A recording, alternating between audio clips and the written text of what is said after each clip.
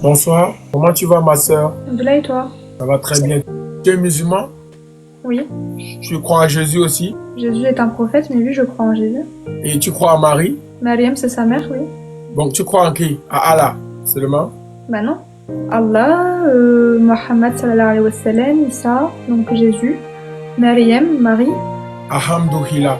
Parce que du coup, moi j'ai du mal à comprendre quelque chose. Comme tu dis que Jésus était un prophète, mais moi je suis chrétienne. Jésus est Dieu pour moi. Et du Je coup, veux tu que veux tu que me je dises, t'explique? je veux que tu me dises si je suis dans la désorientation ou bien je suis dans le droit chemin.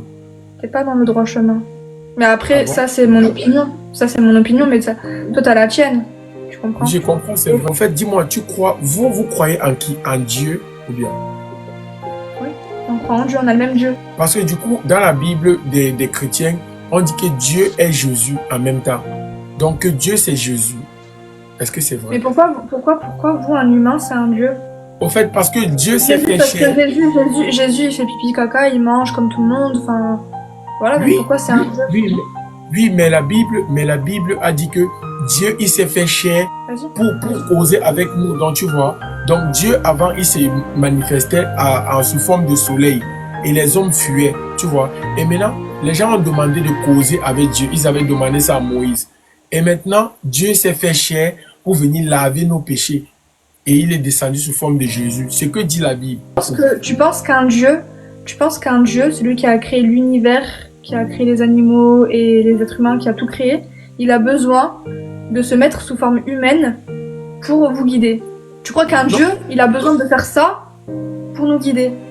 Genre, il va se rabaisser à se mettre en tant qu'humain. Il va se En rabaisser fait, à ça? on dit que Dieu est amour. Donc ça veut dire que, genre, s'il veut nous faire parvenir des compréhensions, parce que toi déjà tu es une femme, tu es un humain, on peut dire, si moi je veux te faire parvenir des compréhensions, je vais passer par un humain aussi comme toi. Dieu avant, les gens aimaient causer.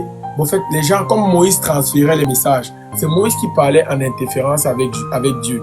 Et maintenant, les gens disaient que non, moi-même je veux parler à Dieu.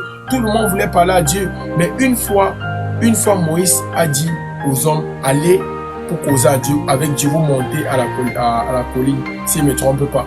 Et maintenant, les hommes sont partis. Dieu a apparu, tu vois, devant eux sous forme de feu. Donc, si je ne me trompe pas. Et ils avaient très peur.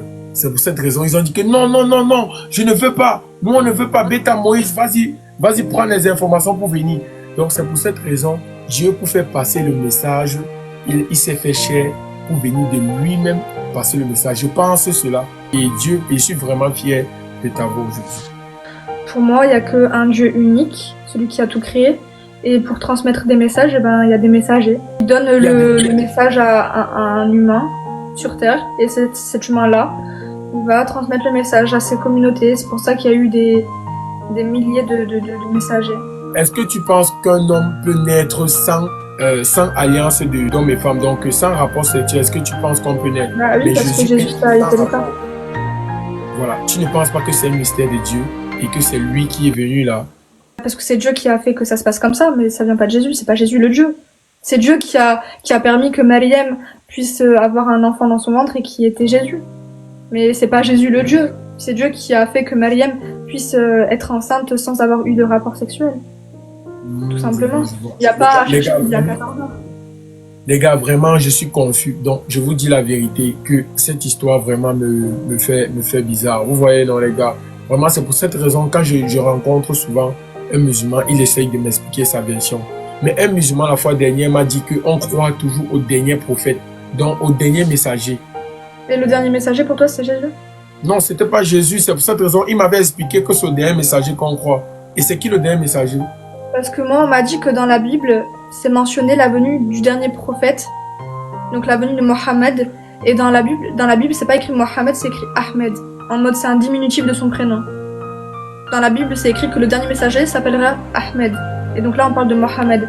Donc pourquoi vous vous êtes pas arrêté à ça et pourquoi vous croyez pas en Mohammed? Il y a aussi un truc. Mohammed a commis des gaffes. C'est ça, non? Des gaffes, c'est-à-dire? Genre, est-ce que tu peux croire, est-ce que Mohamed a fait un gaffe dans sa vie? Genre, il a été péjoratif dans sa vie. Non. Donc, ça veut dire que Mohamed, tout ce que Mohamed a fait, c'était que bon. T'es sûr? Oui.